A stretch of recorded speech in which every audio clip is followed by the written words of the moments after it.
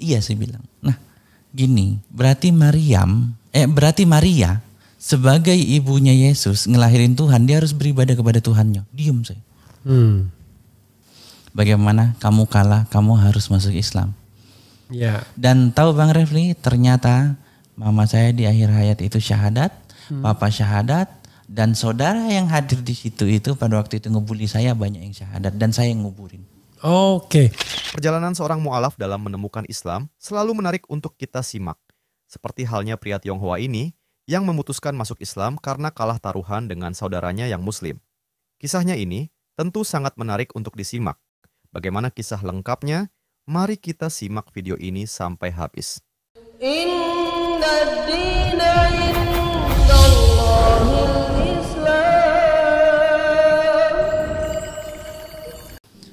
Nah satu hari saya sedang benci-bencinya itu kan sama Islam itu kan, makin benci. Koko saya ngajak yang sudah Muslim ini lagi sholat, saya pulang dari gereja Bang. Pulang dari gereja sambil nyanyi-nyanyi, wah biarin saya pikir mah. Biar koko saya murtad lagi saya pikir. Nah ya ternyata diajak debat Bang Refli. Selesai sholat sama koko saya masuk kamar diajak waktu debat. Waktu itu usia 13 lebih sudah. 13 lebih, Koko 18. Koko 18. Ya oke. Jadi ditanya, ya kurang lebihnya lah segitu ya. Jadi ditanya sama koko saya, pulang dari gereja, iya. Saya mau ngobrol boleh nggak katanya. Akhirnya diajak taruhan Bang Rafli. Kalau saya kalah debat, saya murtad. Saya ikut kamu ke gereja besok. Minggu kan. Saya ikut ke gereja kebaktian lagi. Tapi kalau kamu kalah, kamu syahadat malam ini. Karena koko saya juga saya sering nanya tentang Tuhan, tentang apa kan, sama mama juga, sama papa kritis lah sering nanya. Gunanya pai-pai apa, saya udah Kristen kenapa harus pai-pai lagi? Oh ini leluhur gitu kan. Dalam Quran kan juga dibilang ngikutin agama-agama, orang-orang tuh cenderung bangga ngikutin agama sebelum kakek nenek. Dia ngelihat saya berulangnya kritis sekali, diajaklah debat. Saya pikir kalau pikiran saya beda lagi Bang Refli. Saya makin benci sama orang Islam ini ceritanya. Makin inilah, makin ngedeket ke Kristen lah. Kalau dia murtad kan enak balik lagi. Saya kan dapat ini apa, nyelamatkan domba yang sudah tersesat. Oke. Gitu kan. Iya ini domba ini gitu. Ini domba udah keluar dari Kristen, tak masukkan lagi gitu. Saya layanin debat. Debat lah tuh tentang ketuhanan, biasa Trinitas ya. Ya gitu, Bapak Roh Kudus gitu kan. Tuhan Allah gitu. Nah, mungkin poinnya saja ditanya sama koko saya, kamu yakin Yesus itu Tuhan? Yakin lah saya bilang, kan itu emang ajaran. Kamu juga dulu pernah Protestan. Nah, karena itu saya keluar katanya. Karena itu saya jadi Muslim, konsep ketuhanan, bukan ngerendahin dia bilang. Ya emang kenapa saya bilang? Kata koko saya, gini, kita kemarin habis nonton Superman 4. Nah, katanya. Habis nonton Superman 4, Superman itu ditembak aja kagak bisa ya katanya. Ciptaan siapa? Ciptaan Tuhan lah, tapi kan film. Udahlah, seandainya ada ciptaan siapa? Ciptaan Tuhan. Superman aja bisa terbang. Gak bisa dilukain orang katanya, kecuali orang yang kuat. Masa iya Tuhan disalib sama ininya, sama ciptaannya katanya. Ya gitu. Tapi dia kan ikhlas nebus dosa. Gini, kalau kamu ikhlas, nih kamu punya uang 10.000, saya minta. Kamu ikhlas, kamu teriak enggak? Enggak. Misalnya saya minta nih, Dek, saya minta nih uang kamu 10.000, kasih saya. Kalau kamu ikhlas, kamu bilang yang lain atau langsung kamu kasih? Langsung saya kasih, saya bilang. Nah, waktu Yesus itu disalib teriak apa? Ngomong apa? Kalau nggak teriak ngomong apa ada? Eli lama sabachthani. Saya tahu itu. Apa tuh artinya katanya? Tuhan kenapa engkau meninggalkanku? Iya. Nah kalau orang teriak begitu, ikhlas nggak disalib? Diem saya. Orang saya juga masih bingung masalah penebusan dosa. Tentang penebusan dosa saya masih bingung. Kenapa dosa kita ditebus sama Yesus? Ngapain kita ibadah? Kan kayak gitu. Soalnya kita masa remaja bandel-bandelnya kan gitu. Iya. Terus ya sudah, diam saya kan. Nah intinya saya kalah tentang perdebatan tentang ketuhanan. Mikir dibiarin dulu tuh. Dibiarin mikir. Terus kata koko saya gini, kamu tahu Bunda Maria? Oh tahulah Bunda Maria. Bunda Maria siapa yang ngamilin? Gak ada lah perawan suci. Nah dalam Islam pun sama. Berarti sama dong, saya gak usah pindah agama. Saya bilang, bentar. Dia bilang, Bunda Maria ngelahirin siapa? Yesus, saya bilang. Nah kalau dalam Islam dia namanya Maryam. Ngelahirin itu Nabi Isa, yaitu Yesus juga. Iya, kan sama saya bilang. Selesai dong debat kita, saya bilang. Karena saya udah ngerasa kalah juga kan. Gak mau juga masuk Islam tuh saya. Bentar, ini belum selesai katanya. Kita baru masuk bahasan Trinitas. Sekarang kita bahasan penyanggahnya. Tiang penyanggah dia bilang. Saya bilang kan sama, apanya yang masalah? Maryam perawan suci. Maria perawan suci. Maria ngelahirin Yesus. Maryam ngelahirin Isa. Sudah selesai. Kata koko saya, gak gitu. Yesus siapa? Anak Maryam, saya bilang. Iya, posisinya siapa? Dalam Kristen, Tuhan, saya bilang. Itu masalahnya, dia bilang. Apa masalahnya? Toh Maryam juga ngelahirin Yesus, saya bilang. Cuman kalian aja nyebutnya Isa. Kan Van Kuy nyebutnya Isa, saya bilang. Saya dulu ngomong Van Kuy, rasis saya. Tambah benci itu kan. Ya sudah saya bilang. Kata koko saya begini. Van Kuy tadi apa artinya? Van Kuy, suku laki-laki setan. Setan laki-laki lah. Oke. Itu. Van itu suku pribumi, suku Indonesia, Kuy itu setan. Saya bilang, ya gak ada bedanya, saya bilang. Kata koko saya beda. Gini. Ketika Maria melahirkan seorang Tuhan atau sesosok Tuhan, kalau nggak mau bilang orang, ya. Dan ketika Maryam melahirkan seorang nabi, ini bedanya. Saya bilang apa bedanya? Gini, setiap hamba wajib beribadah nggak kepada Tuhannya? Wajib, saya bilang. Kamu nyembah Tuhanmu nggak? Iya. Nyembah Yesus? Iya. Kan itu Tuhanku gitu. Kamu ngikutin apa ajaran Yesus? Iya. Udah jangan debat Paulus segala macam dulu lah. Intinya ajaran Yesus yang disampaikan gitu kan. Kita ngikutin. Iya, saya bilang. Nah gini, berarti Maria sebagai ibunya Yesus ngelahirin Tuhan, dia harus beribadah kepada Tuhannya. Diam saya. Diam saya.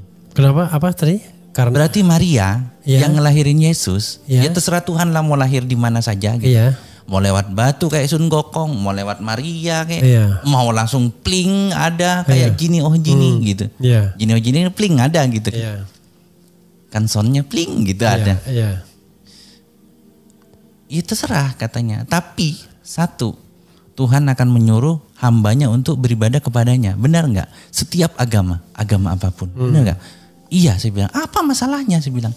Masalahnya, dan setiap agama itu juga menyuruh seorang anak itu beribadah kepada ibunya. Apa berbakti, bukan beribadah. Benar, iya. Kan nggak ada masalah, saya bilang. Oh, masalah di sana. Ya berarti lu juga masalah dong, Maryam.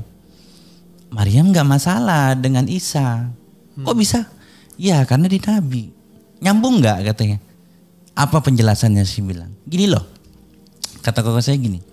Ketika Maria melahirkan Tuhan, dia harus menyembah Tuhannya. Seorang ibu menyembah anak. Nah, seorang anak tetap saja itu adalah aturan Tuhan. Dia harus berbakti kepada ibunya. Artinya Tuhan berbakti kepada hamba. Penurunan dong, kualitas derajat penurunan gitu. Derajat penurunan dong. Saya tanya dalam Islam, tidak, kata dia. Karena Isa itu nabi. Jadi Maryam tidak perlu menyembah Isa karena Isa bukan Tuhan. Dia adalah nabi, utusan Tuhan. Jadi ada Tuhan di atas Isa alaihissalam. Nah, terus si Isa ini karena dia anak, statusnya mau nabi, mau apa, kayak dia anak, dia wajib berbakti kepada Maria. Dan dia tidak, dan memang dia itu harus berbakti.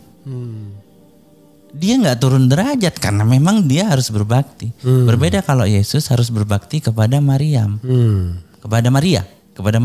Kenapa? Karena seorang Tuhan berbakti kepada ciptaannya. Kalah sih itu kan, diam saya, diam gitu.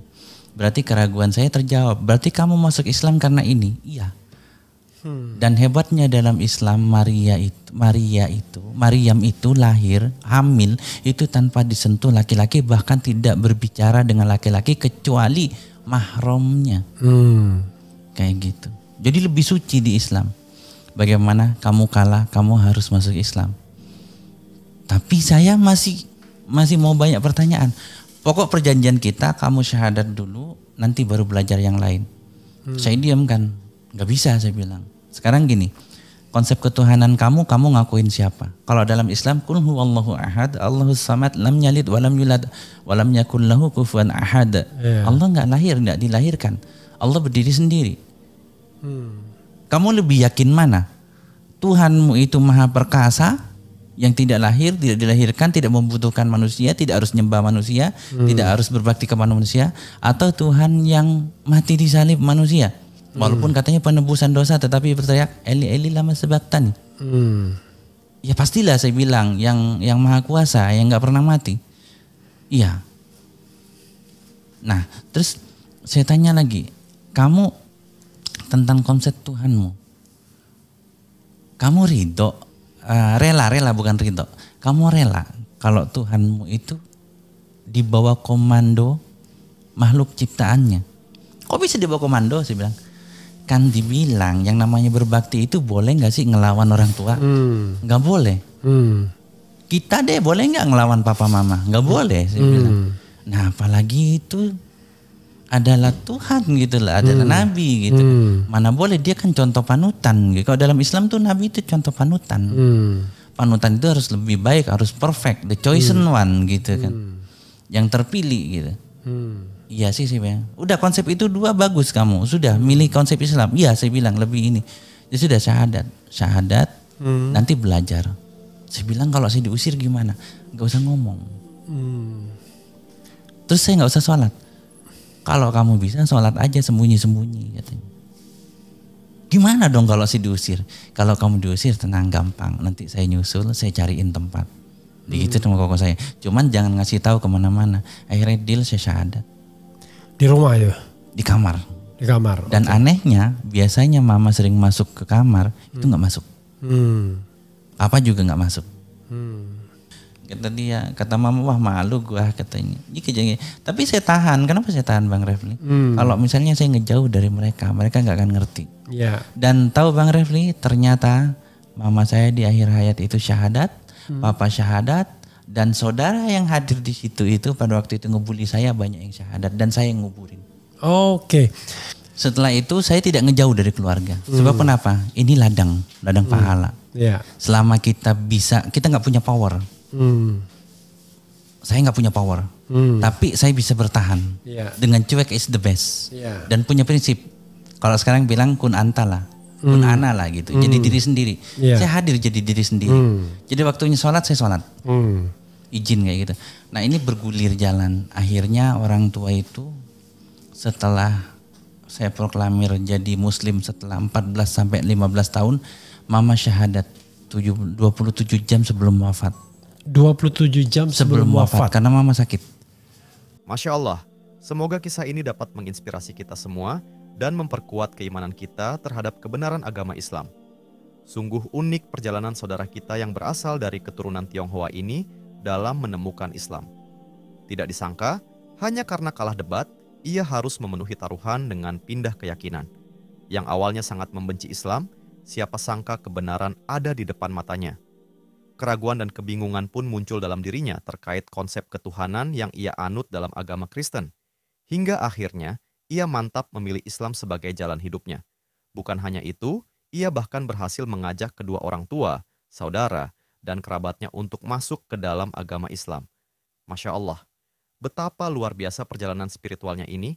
Semoga Allah Subhanahu wa Ta'ala senantiasa memberikan hidayahnya, memperkuat iman kita, dan menjadikan kita semua selalu berada di jalan yang benar. Semoga kisah perjalanan saudara kita ini menjadi inspirasi bagi kita untuk lebih mendekatkan diri Allah dan selalu berusaha menjalani hidup sesuai dengan ajaran Islam.